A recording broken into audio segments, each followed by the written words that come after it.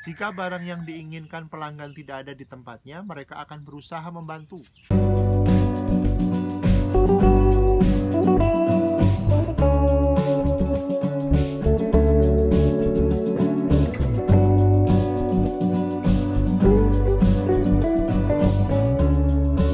Halo, Assalamualaikum warahmatullahi wabarakatuh. Ketemu lagi dengan Ko Haris di channel Berbagi Informasi dan Bisnis. Oke, kita ketemu lagi hari ini dan aku masih ngelanjutin di bedah buku Rahasia Bisnis Orang Cina. Dan kita hari ini akan bahas di bab ke-12 dari buku ini yang temanya tentang petuah bisnis orang Cina. Aku lanjutin ya bacanya ya.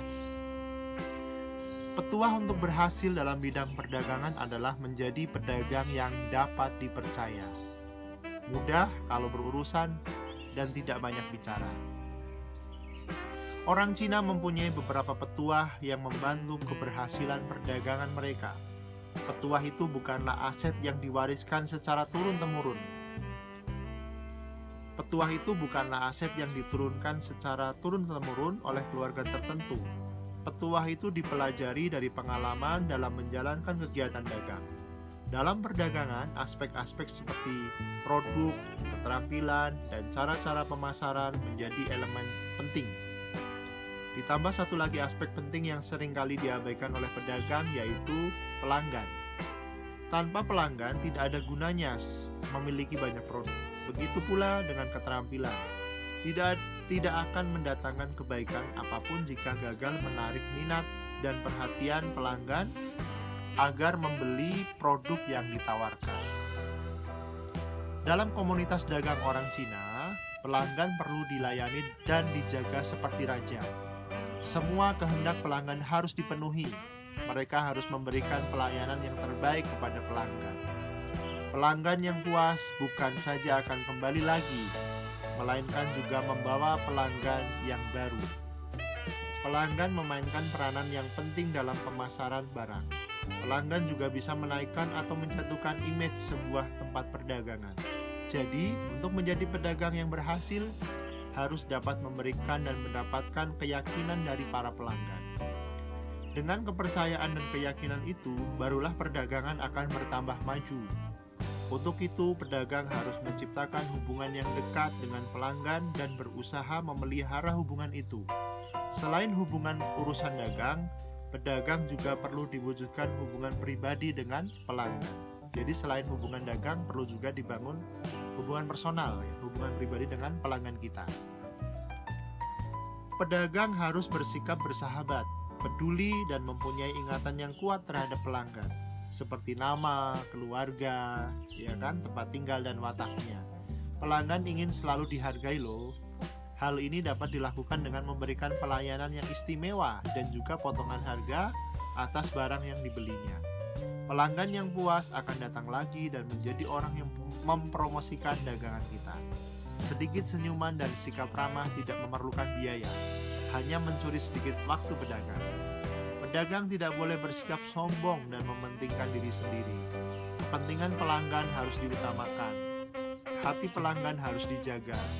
Hal ini tidaklah sulit untuk dilakukan jika pedagang dapat melihat betapa tingginya nilai seseorang pelanggan baginya. Pelanggan adalah sumber pendapatan dan keuntungan. Maju mundurnya sebuah perdagangan banyak bergantung kepada dukungan yang diberikan oleh pelanggan. Permintaan pelanggan adalah peluang dagang yang tidak seharusnya ditolak. Pedagang perlu berusaha memenuhinya, kecuali jika hal itu di luar kemampuan dan kapasitasnya. Pedagang Cina mengutamakan aspek hubungan dengan pelanggannya. Mereka selalu bersikap ramah dengan pelanggan dan tidak menunjukkan muka yang marah jika pelanggan tidak jadi membeli barang mereka. Hak dan keputusan pelanggan harus dihormati. Yang terpenting adalah terwujudnya kepercayaan dan hubungan dengan setiap pelanggan. Para pedagang Cina mementingkan pelayanan kepada pelanggan. Mereka akan berusaha memberikan pelayanan yang terbaik kepada pelanggan. Jika barang yang diinginkan pelanggan tidak ada di tempatnya, mereka akan berusaha membantu. Mereka akan berusaha membantu pelanggan untuk mendapatkannya. Pedagang Cina tidak takut dan tidak pelit mengeluarkan sedikit biaya asal mereka bisa menangkap dan memikat hati pelanggannya. Oleh sebab itu, mereka tidak keberatan memberikan layanan tambahan seperti mengantar barang, ya kan? Seperti mengantar barang ke rumah pelanggan tanpa bayaran atau dengan pembayaran yang minim. Tujuan mereka berbuat demikian agar terbina asas kepercayaan antara kedua belah pihak. Para pedagang Cina mementingkan konsep kepercayaan. Mereka berpegang teguh pada janji yang telah dibuatnya. Setiap janji akan dipenuhi, karena hal itu menjadi dasar dan keberhasilan suatu urusan dagang. Jika janji tidak dipenuhi, pedagang akan kehilangan integritas dan kredibilitas bukan saja di kalangan pelanggan, melainkan juga di kalangan masyarakat dagang. Pedagang Cina tidak akan bertindak mengganggu perdagangan saingannya karena hal itu bertentangan dengan etika dagang. Orang Cina cukup kuat berpegang pada moral. Pedagang juga harus memiliki moral seandainya ingin melihat perdagangannya maju. Pedagang yang tidak bermoral dan jujur akan disisihkan. Jadi sebenarnya petuah untuk berhasil dalam bidang perdagangan adalah menjadi pedagang yang dapat dipercaya, mudah dalam urusan dan tidak banyak bicara. Tadi diulang ya. Jadi sebenarnya petuah untuk berhasil dalam bidang perdagangan adalah menjadi pedagang yang dapat dipercaya, mudah kalau berurusan, dan tidak banyak bicara. Petuah ini tampaknya mudah, tetapi sulit untuk dilaksanakan. Hanya pedagang sejati yang dapat melakukannya. Golongan ini memiliki wawasan yang jauh. Mereka tidak berhasrat untuk meraup keuntungan secara instan. Mereka tidak berhasrat untuk meraup keuntungan secara instan.